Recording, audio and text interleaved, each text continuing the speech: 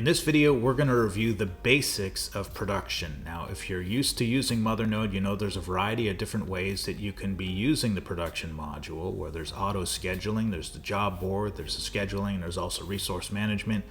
In this instance, what we're going to be doing is we're just going to take a job for those who want to start using production and bring this through the entire shop, show how we mark departments completed and areas that are going to be completed throughout this process, and then get it to either ship or install and then final billing.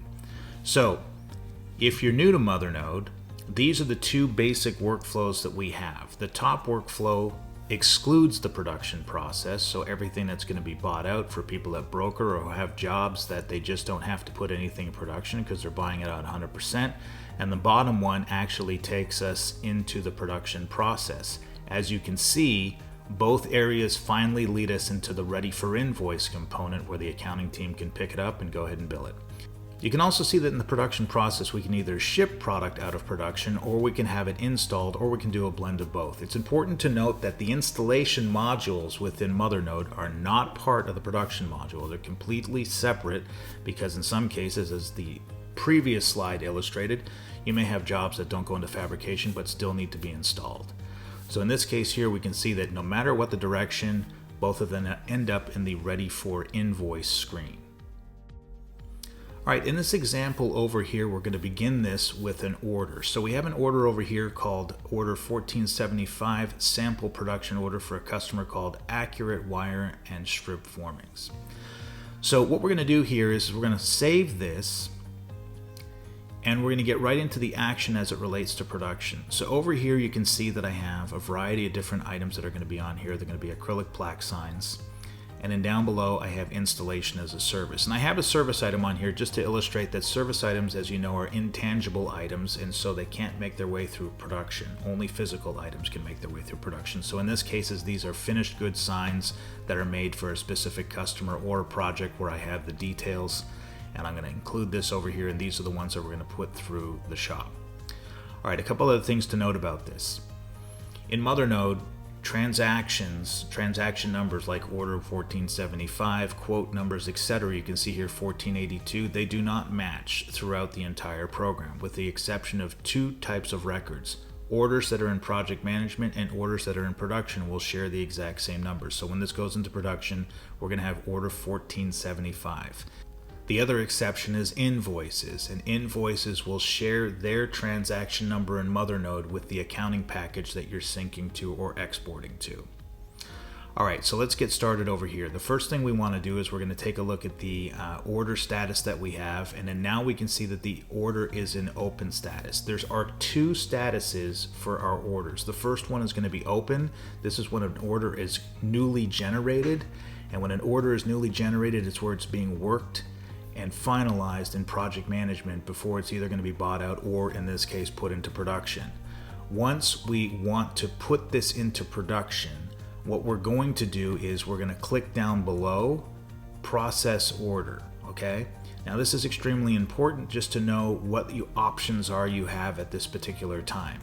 Okay, so now that we've done that, what's going to happen is we can see a blue button here that says set all ready for production.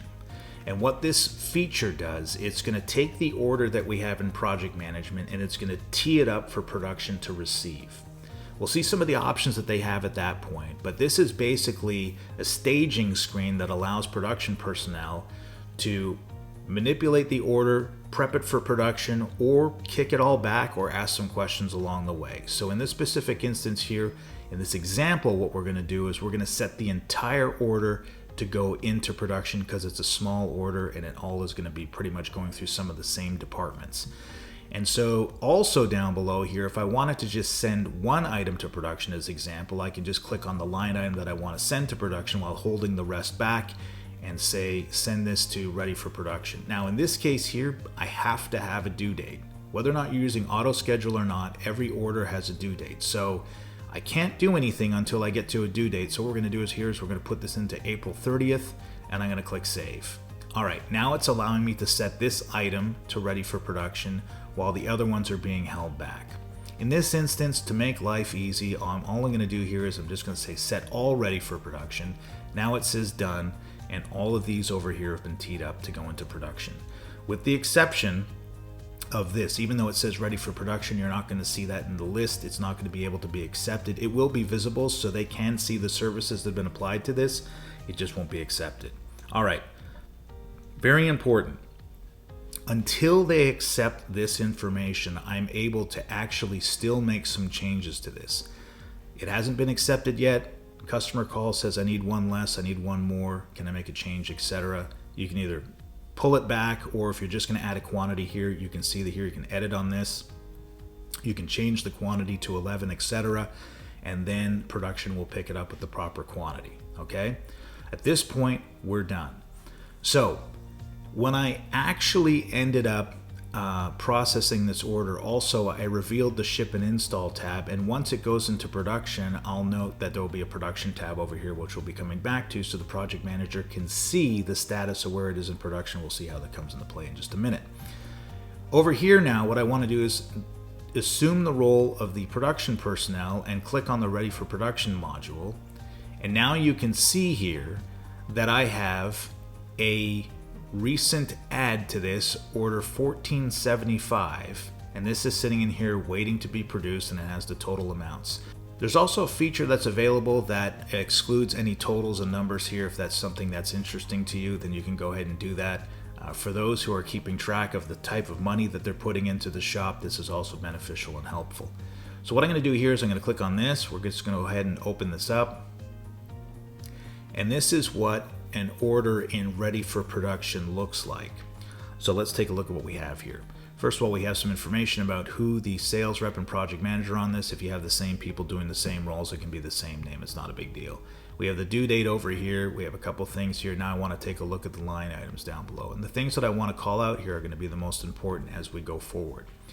So first of all, a couple of things to note is that you can see here off to the right hand side is that all of these by default are selected to get into ready for production. So that's the easiest thing you can do. If you're ready to take all of this and this has all been set up properly and you don't want to make any changes to it, all you have to do is go down below and say except for production. Okay, but there's a couple things that we want to spotlight here and make sure that we are reviewing correctly.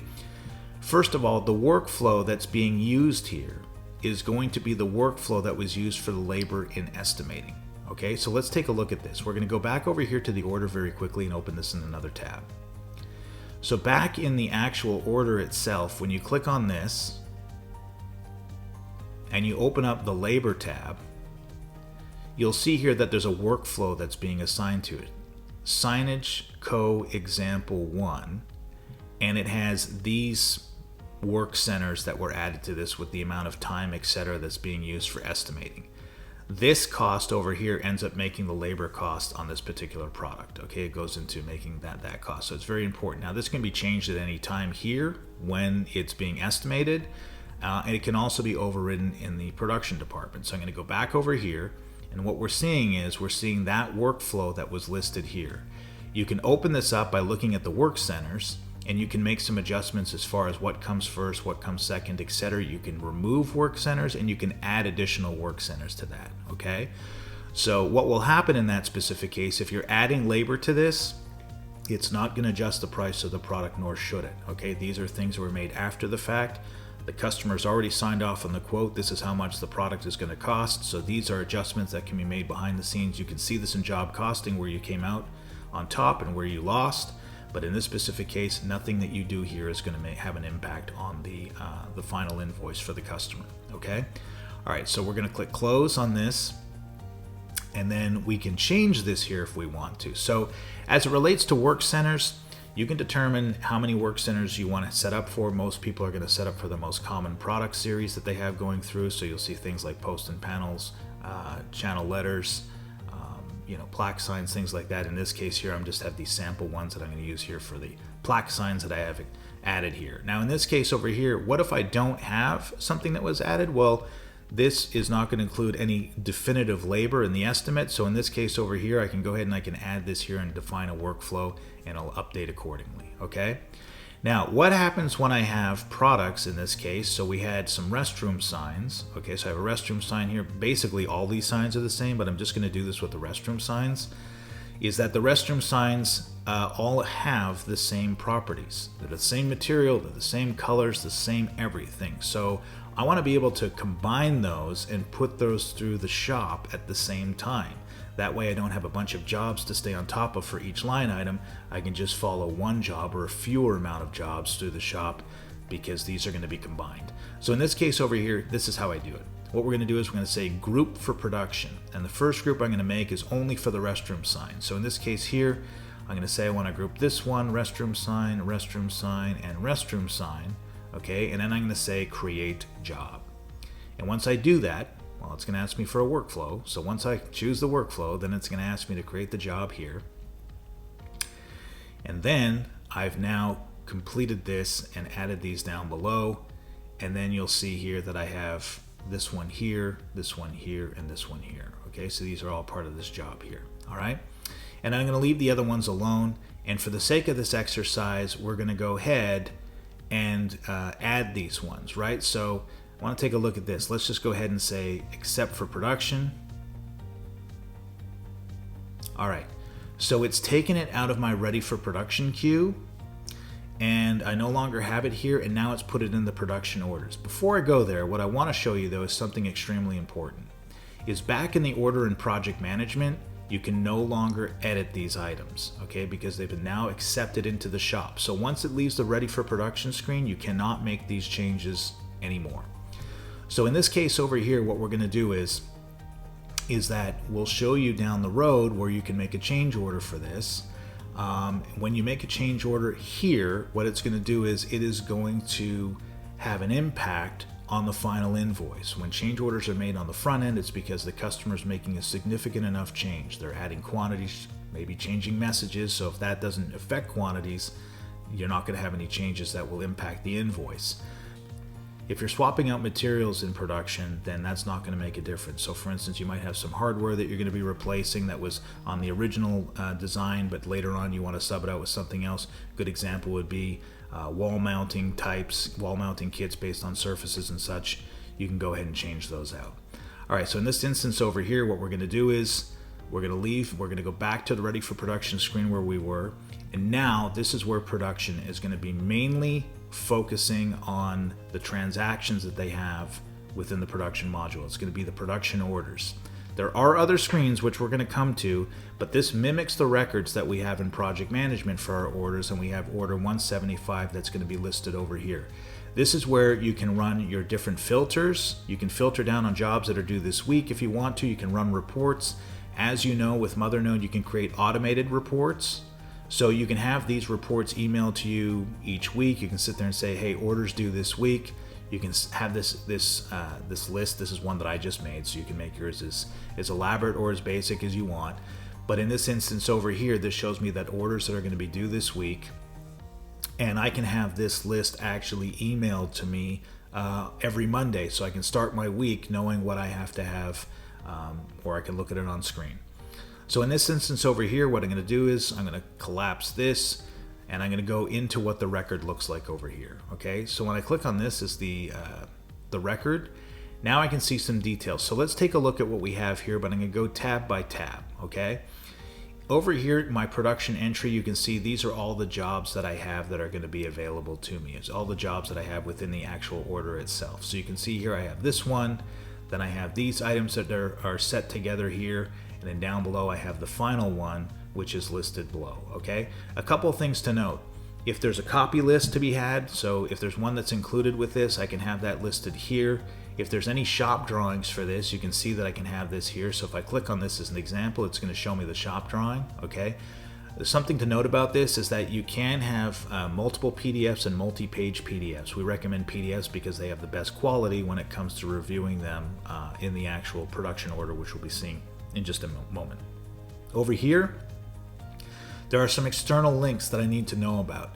So as it relates to files that we have that you can upload to the program, we always encourage people to use PDFs. You shouldn't be using AI files, EPS files, CDR files, or PSD files, or anything that's going to be large for production, because they're going to take too long to upload and too long to download, and it's going to hog up all your storage. Some of those files can be in the gigs. So in this case over here, what we recommend is that you can use the external link, And what this is going to do is this is going to point to all the artwork and necessary files that are going to be listed on your local server for that specific job. Most people have that set up where they have a client server with all the projects on it, and then they have the artwork files that are available there. One thing that's extremely important about this is that you'll notice that when you're referencing local servers, that the hyperlink is not clickable. So that's a copy and paste that has to be put into your browser, your Explorer, or your Finder, or whatever you're going to be using to browse out to the network. That is not a Mothernode issue, that is a browser security issue, so you can't have foreign agents coming into your server and then clicking links and navigating through your network. Okay, so that's just the way that is, but it gives you that information right there, it's available. All right, so in this specific instance over here, now we also have the job where we can see this information, where we can see the different items that were located here, the different start times and such. So you can see that here. If you need to go ahead and edit the work centers and change those at this point, you certainly can do that. And we remember this screen from the earlier ready for production screen where you can make some adjustments here as well. Okay, so that's something you have accessible to you. Now in this instance over here, we are not going to be talking about auto scheduling. Auto scheduling is the capability of allowing you to build workflows and do some time tracking events and determine how long it takes for a specific job to go through different departments based on quantities, availability for time, and resources. Once you do that and that's all set up correctly, you can use the auto schedule, and then Mothernode will schedule that job on the first available days in each department in sequence. So basically it'll do the scheduling for you. In this case, you don't have to do any scheduling if you don't want to. The path that we're going to be going through for beginners is just going to be taking you to the job board and showing you how you can complete those jobs on the job board and using the time entry screen as well. Okay, so there's a couple of things that are really beneficial there as well. A lot of people take advantage of that. For those who are really into the scheduling, there are those capabilities that will be in another video. All right, so this is all covered here, and now we want to take a look at the scheduling. So the scheduling here is basically going to be what this looks like on the job board. I'll be covering the job board in just a moment. Basically, this is everything related to the job board about this particular job. So we see the 4 jobs that have been set up here. This one has the group, and these are the different departments that this is supposed to be going through. Again, we'll see this on the job board. This is just a snapshot for this order and where items are. So this is beneficial because this is how people in project management can check on their orders and see where things are. Okay. The next one is going to be the bill of materials over here, okay? So in this example, basically, this is going to be a listing of all the bill of materials that we have that are associated with this particular job. Now, some people use BOM and some people don't. If you want to use BOM, you certainly can. I also know that some people just add the BOM at this particular stage. That is completely possible. But in this case here, there's a couple of things I just want to note. That you can see that these are the BOMs that go along with this. And then what we have over here is we have any addendum items down below. So for instance, if I want to get rid of the foam tape and replace that with something else, what I'll do here is I'll click on replace. It's going to ask me, let's just say pins. We're going to do fabric pins, okay? In this case here, and I'll put in, I don't know, let's just put in 100. I need 100 of these, assuming, and I'll say add, and now what's going to happen is it will zero out the BOM for this. It still leaves it on the list so you can see what used to be there, but now you can see that it was zeroed out and the addendum was added down below the workstation pins, and we've added 100 in this case. Okay, so I don't know if I needed that many, but in this case, just for the example, I put that in. All right, and then down below we have all the other items, and we're going to leave them as they are. If you want to go ahead and add material rather than replace, you also have that same capability, and it looks something like this. This is the exact same thing where you can go ahead and you can add more material to that. So in the instance that you didn't have any bill of material whatsoever, you can build out the bill of material over here. So again, you have options when it comes to the way you use production. All right, over here, we're gonna put in the order header. And the order header, this is basically that's coming from the order, so you can see who the customer is and the specifics about the order down below. So if anybody has to look at this, it's gonna be exactly the same as the order header in the project management order. If there are any special instructions, they'll be noted here, so this can actually be added in the quote, make its way to the order. Coming over here along the way, you can add special instructions here if you need to, and that's perfectly fine. The notes over here is going to basically allow you to make brand new notes, and you can reference other users within the program. So for instance, as an example, if I'm production personnel and I want to put a reference in here and I have a question about material, I can tag my PM or my sales rep or anybody else for that matter, and I can add the note, and they will get a notification saying that you have a note. They can reply to that note. Here is an example. So let's take a look at how this would work. What I'm going to do here is I'm going to say material question, and then I can tag one of my users, which is going to be Allison Honeycutt, and I'm going to say, can we sub some materials? All right, so I'm going to say this, and then I'll say add note.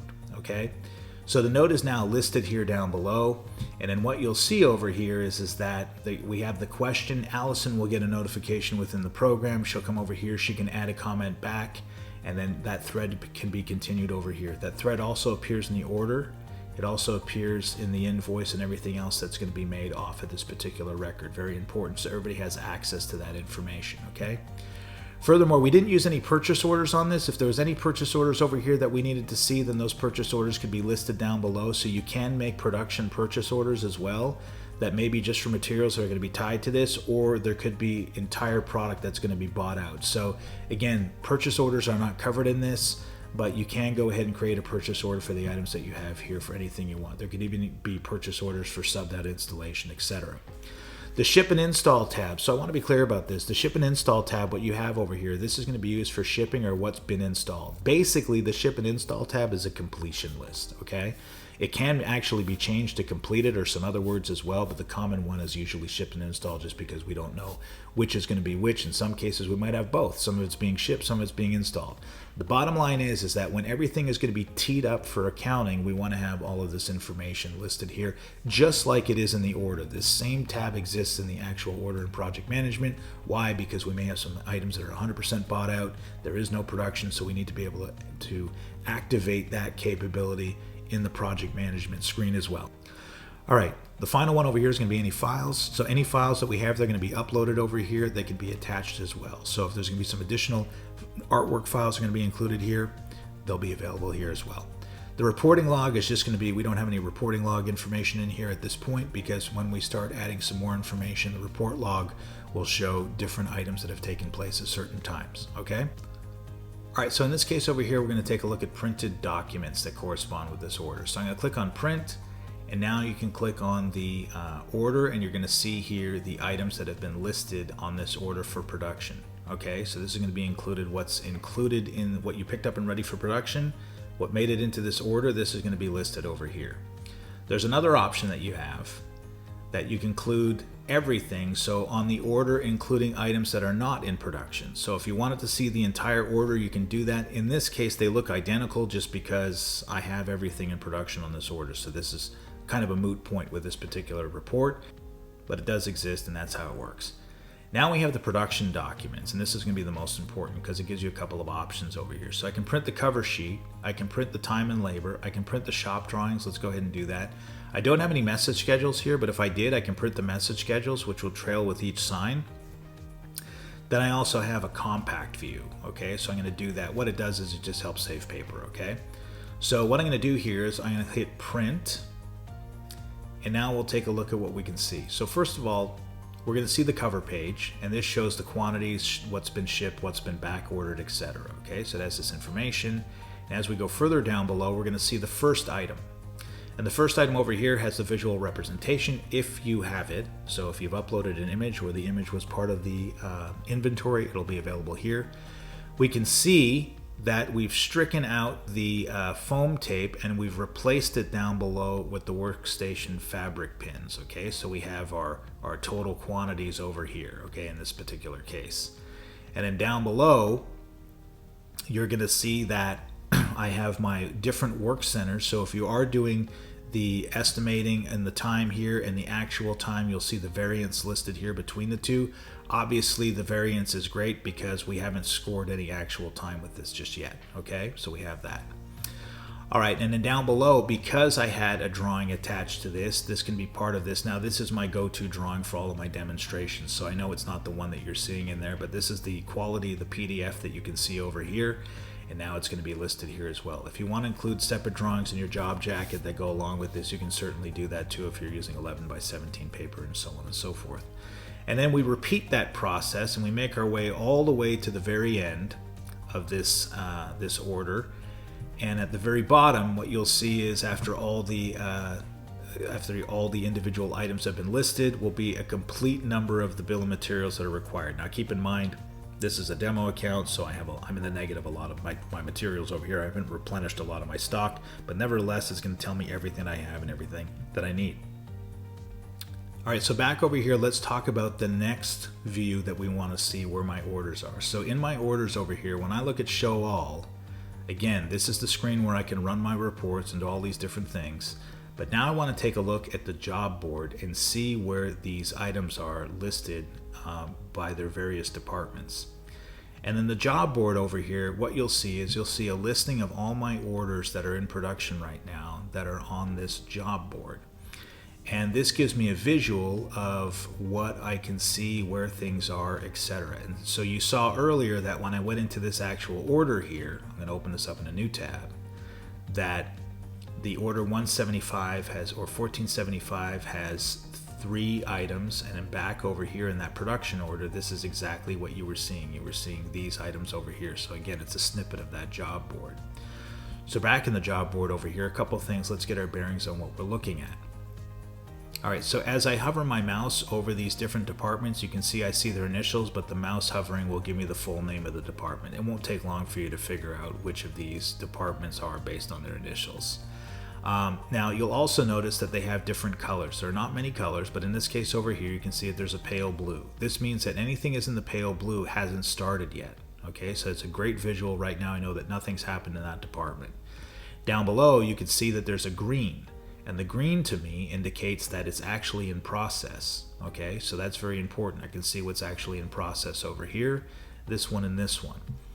The blue indicates that it's actually been completed in that department. So I know that we're done here, and then we're moving on to the next departments. If I see the yellow, it means that it's been skipped.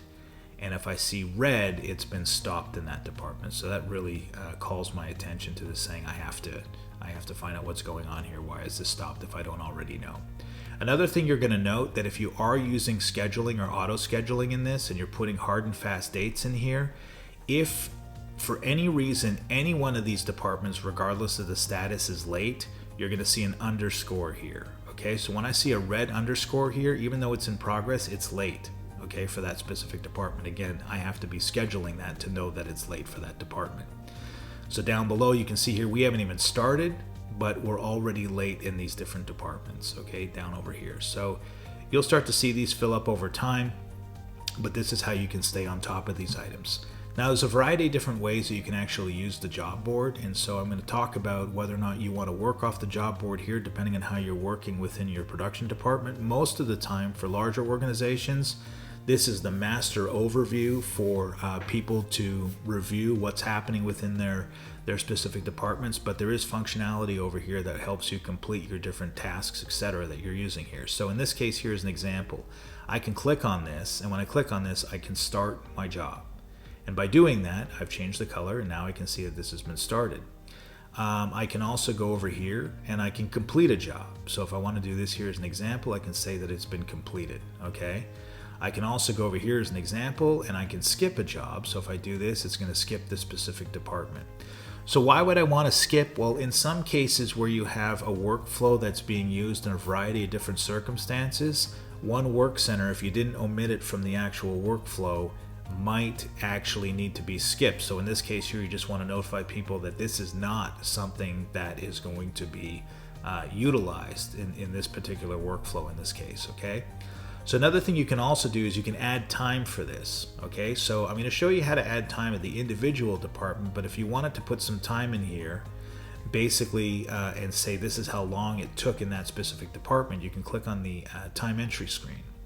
And when you click on the time entry screen over here, it's going to show the user that is logged in. It's going to show the start date and time, which can be manipulated, of course. You can change the date and time over here if you want to. If the date and time for the starting doesn't really matter, that's fine. As far as when you got to that job during the day, I have people that do this at the end of the day. They just say, hey, this is how long it took for each one of these different ones. They just clock in all their time at once. You can do that. But in this case over here, what you want to put is a duration. So in here, what you can say is you can say this took 4 hours. Okay, when you do that, what it's going to do is it's going to say between 8 plus 4 is 12. This is when the end time was, and it logs that time over here. Okay, if there's mistakes that were made, you can go ahead, like for instance, let's just say you let the clock run, which we'll show you in a moment how the timing works. If you let the clock run and then the hours got way out of whack, you can go ahead and reset the time log entirely, and then you continue to add time to this as well. So if you worked at 4 hours in the morning, and then basically what you did here is you can sit there and say, okay, you know what, at 1 o'clock in the afternoon, I continued the job, and I continued it for another, I'll do apply here, and I'll say I continued for another 4 hours. You'll do this, and now it's going to say, okay, you've added this here. The second one was from the 1 to 5, and you add another 4 hours. So we have a total of 8 hours in time here. Okay, so that's what you can do. All right, so I'm going to click close on this. And now if I want to see this in the future here, where can I find that time? If I open up the clock here, what it's going to do is it's going to show me the different times that I registered for this department underneath this workflow here. Okay, so you can see that. All right, if you need to delete anything, you certainly can, but that's only for maintenance purposes if you made a mistake. All right, a couple other features that have to do with this particular screen. You can also hide skipped. So if you don't want to see the skipped items, you can go ahead and do that. A couple of useful filters up here. You can hide completed. So if you don't want to see anything that was completed, you can focus on what still needs to be done. And then you can also show priority items. What's a priority item? Well, if you're working on these particular ones over here, and you just want to see them, then you can say show priority items, and it's just going to focus down on all the items that are really hot in this particular case. All right, now I'm going to undo this. There's a couple other filters that you might want to take advantage of that I find useful. So in this case here, you can group these orders, right? So if you want to group by the customer, you can see all the jobs that are for a specific customer. If you want to group for customer plus their order number, you can include the order number in there as well, so it's going to group these accordingly. If you want to see the order number, which is my favorite in this case, you can just see the order number and then see all the jobs that are listed underneath that order there. Okay, so there's a couple of nice things you can use to filter this board and make it a little bit more unique to what it is that you're working on. In this case here, I'm going to say none. If you want to look for scheduled dates, start dates, end dates, you have the ability to do that as well. So it'll filter down on the jobs that are going to be done during a certain period of time.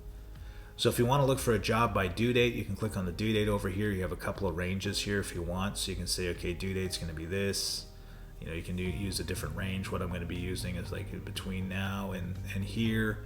I can say, you know, custom range. It'll automatically do that. I could say next month, next 30 days, today, etc. That'll be nice. Click apply, and now it's going to filter down on these jobs. And you can see here that this one was due on the 30th, so that's why it's showing up over here. Okay, so you can see the due dates listed here as a confirmation. One thing you'll note as well is that when you start to build these filters out, the filters are listed over here. So if you want to remove one of the filters, you can do that here, or if you want to remove all of them, you can click on the X over here and it's going to get rid of those filters and reset the board entirely. So this is your reset button for the entire board in case you get lost or confused at what it is that you're looking at here. Furthermore, we can look at work centers. So as an example, when I choose a work center like apply graphics, I can do this here and it spotlights that work center over here. Okay, so I can see that. Other filters that go along with this, I can look at, you know, completed any, completed no, or completed yes. So if I don't want to see anything that's not completed, I can filter on this. It'll change that accordingly. In this case, it's the same. If I say completed yes, it's going to show these over here. These are different lists, different orders that popped up here that you're going to see this. So the workflows are the same, but now you can see here that these are going to be all the ones that are completed. And then if I don't want to see any of those or all of them together, I can see them by say completed any, okay, in this case. All right, so I'm going to close out of this. Next one is the workflow. So if I want to look for certain workflows that are taking me through different departments, I can click on this as an example, and it's going to filter down on the jobs that show me only those workflows. Again, you can see multiple workflows in this case by checking the ones that you want to see. And then finally on status, I can look at in progress, I can see completed. So if I'm looking at orders that are completed, the status is changing here. Anything that was canceled is going to be listed here as well. So I'm going off the status in this column here. Okay, very good. So I'm going to click on this and we're going to close it out. And lastly, if you are using the resource scheduling board where it shows you the individual people and their available times in those specific departments, which is not a requirement in the job board or production in general, but for those larger organizations that are looking at individuals, people's capacity and availability, you can filter on those users over here. So you'll see which jobs that those people are working on. So as an example, when I click on Allison Honeycutt here, you can see here it's now going to focus on her specific jobs that are taking place in the shop. Okay, so this is where she's located. These are the jobs that she has going on at this time. The next feature over here is going to be the time entry screen, and the time entry screen is also accessible on the mobile app. So what you're seeing here is 100% accessible on the mobile app, and what it does is it allows for people to access the jobs that are in their work center and clock them out, make notes, do whatever they need to do, complete them on the actual mobile app, or they can do it on a desktop or a tablet in this particular screen. Again, the UI is just basically changed to fit on the mobile app. So in this case over here, what I can do is I can choose one of my work centers. I'll choose assembly as an example, and it's going to show me a bunch of jobs here that I have in assembly. Now you can see here that this is a demo account, and the clock has been ticking for quite a while on this. So this is a live clock that's taking place for these particular orders. You can also see this time that's running on the actual job board itself. So in this instance over here, what you'll see is you'll see the clock that's going to be included, and then if you need to, you can start a job. You'll start the job here, and then the clock will begin.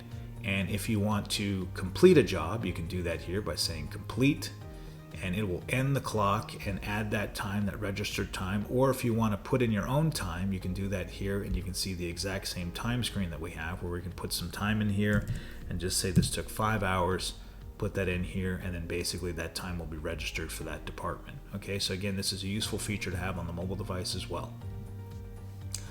All right, so as it relates to one other thing, let's go back to the order that's going to be in the project management area. So I'm going to go into my orders over here. And now we're going to take a look at the order that we've been working on, but from the project management perspective. And over here, when I click on this, you're going to see this. We now have the production tab available to us. So in this case, it helps us see what's happening within our production department, so I can get the real-time updates of what's been taking place. Okay, so in this example, we want to talk about change orders. So the scenario is that the customer has called us up and they would like to make a change to this particular order.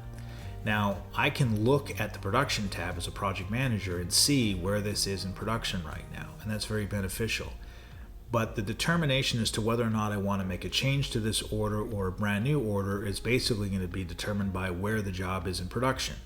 If it's almost complete, there's no reason why I want to add 1 or 2 items to this particular order and hold up billing for that job. I'm going to recommend at that point that we make a brand new order and we run that one through separately. However, if we're at the beginning of the job like you're seeing here, then it's okay. We can go ahead and take their order and say, sure, we'll add a quantity of 2 extra in this case. What's important to note, and as I mentioned earlier about change orders, is that change orders actually have a physical impact on the invoice, because I'm going to be changing costs and quantities, and in this specific case we're going to be adding some signs, so of course the costs are going to be going up. So let's go ahead and make our change order. Down below you can see here that there's going to be a change order button, and I'm going to click on this, and now it's going to allow me to make some adjustments over here, okay, as far as the different items that I can see. So you can see all my fields are exposed. I can actually even add more product to this if I want to, okay? In this case I won't. What I'm going to do is I'm going to change the quantity to some of my restroom signs. So in this instance over here, what I'm going to do is I'm going to look at a quantity of 2, and here I'm going to look at a quantity of 4, okay? And then I'm going to just hit save. That's what we're going to do. I'm going to click save. Now what it's going to ask me to do is log this change, okay? And so when I log this change over here, it's going to ask me to notify specific people. You can already see that Cindy Johnson and David Waters are going to get notified no matter what. And those are going to be the sales rep and the PM on this job, and they'll be notified via email that there was a change made to this. I also want to add some other people to this in this case here. So what I'm going to do is I'm going to add this person, and I'm also going to add Allison Honeycutt, and I want them to be aware of this too, because they're going to be in production. So this is where I'm going to add the details. Now this is just for the sake of making this demonstration, but I do want to share with you, this is your opportunity where you want to be as descriptive as possible and explain to those who are reading this what the change is about. Okay, so who called for the change, why you're making the change, putting it through, etc. So those details are going to be important because they're going to be emailed to the following people that are on this list. We want to make sure that they don't have any questions. So now what I'm going to do here is I'm going to click send, and this email is going to go out, and they're going to receive a brand new email within their Outlook or their Gmail, And then what they're going to see in that email is going to be the change log that was recorded here, which is also available in the actual order itself. So the view change order over here is going to show you the following: who made the change, the date and time it was made, the reason, so that would be listed down below, and the people who were notified about this particular change. Furthermore, off to the right, we can see the field. This is the field in Mothernode and the existing value that was previously there before the change was made, and then the current value and what has changed. So down below as an example, we can see that anything that is in color is highlighted as to what was changed, and it calls our attention to it. So here you can see I have a quantity of 1 and it became a quantity of 2. And subsequently, the extended price changed because I added another product. Down below, we also have this other one that was made. The quantity of 2 went to a quantity of 4, and likewise the product price changed. So the invoice will now be reflecting these changes, not the previous changes. So we've accounted for the changes that we've made financially. All right, so that will cover the change order, and everybody will make the appropriate changes in production and know to include the additional items. All right, so back in the production order, we're ready to complete this order in production. That means that we can do one of 3 things. Number 1, we can tag this to be ready for install. So now we know which orders are eligible to be installed and can be booked on the install calendar by creating a work order. Or we can go into the ship and install tab. And in the ship and install tab over here, that'll allow us to complete whatever line item products we want to have for completion. Or we can blend the two. Some of these items might have to be installed, some of them might have to be shipped. In this specific case, it doesn't necessarily mean what I put in here and having this to say ready for install. The bottom line is, by completing these actions here, this makes these line items eligible to be invoiced. So in this specific case, we're going to make things simple. We're going to click on Ship All, and when we do that, we have the option down below. Again, this is whether or not we're shipping or completing, doesn't make a difference. We have the option down below to process this shipment and complete this process. Just a note, I'm not going to do this via FedEx or UPS, but if you do have FedEx and UPS installed over here, you can use those carriers to ship. There's going to be another video on that you can reference for this, or some support articles on how to set that up. But over here, we're just going to do the standard shipping, and we're going to create shipment here. And now we have completed this. Okay, so you can see here that it's been sent for ready for invoice, and you can see down below all of these items have been completed. All right, and I have my packing list, which is going to be listed down below. I had a previous one that was canceled. This is what one looks like when it's canceled out here. But over here you can see my packing slip. I can click on this. It opens up my packing slip. This is what goes into the box. It also notifies the customer of any back-ordered items and what was shipped. Back over here, what's most important is that you can see that the accounting department now can pick this up in ready for invoice. And in ready for invoice over here, the most recent order is listed at the top, which is the one that we just did. The accounting department will pick this up. They'll say process selected, and they will make the invoice. So when we create the final invoice, so if there's multiple invoices, once the final or only invoice gets created, then we're going to click on the order over here, and you'll see that the order has been completed. And we look at the order list. By default, 1475 has fallen off the list. So this concludes the basic standard production processes within Mothernode. For more videos about Mothernode workflow, check out our YouTube channel at youtube.com/Mothernode, and be sure to subscribe for new videos. Thanks for watching.